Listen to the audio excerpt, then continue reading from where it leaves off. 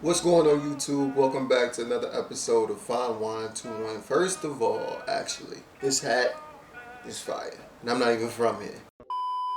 If this is your first time here, I really do appreciate you. Don't forget to like, subscribe, most importantly share, and also follow me on Instagram at FineWine216. Alright, to be honest, I'm nervous about this episode too, because remember in the intro I told you we would be talking about spirituality. I thought people were touchy on the topic of sex. People will literally take your head off over their religion.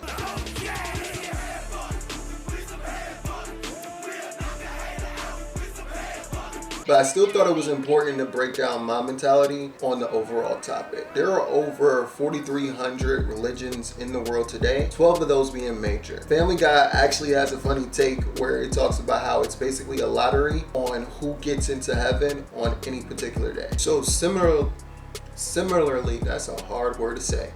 Similarly, I've had a hard time figuring out which religion is considered right. Jesus, which religion should our family be? 6 of 1, they're all complete horseshit. I know y'all absolutely love my analogies, but one of the courses I took in college was religion and ethics, and when I came across this particular metaphor, it really helped me kind of make sense of everything. Imagine you have this mountain with a bunch of mountain climbers surrounding the base. Now the peak represents whatever your particular goal is, whether it be heaven, nirvana, etc.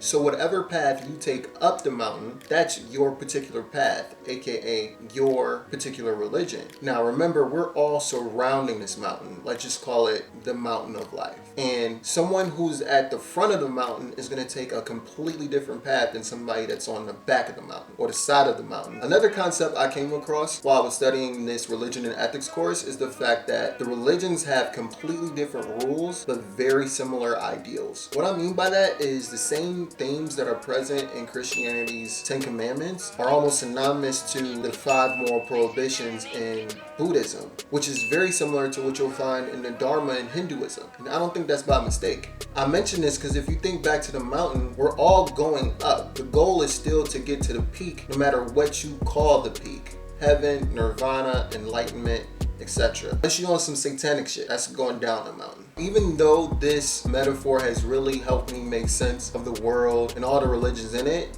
I have to be completely honest. Growing up Christian, Christianity is the only religion, at least that I've studied, that is exclusive. It's almost like Christians are standing at the front of the mountain and they act like the only path to get to the top of the mountain is by climbing from the front. I personally can't believe that a Muslim, for example, could live his or her life as honorable and virtuous as possible, but then end up being punished because they called him Allah and not God. A lot of us Christians aren't as good mountain climbers as we really think. What?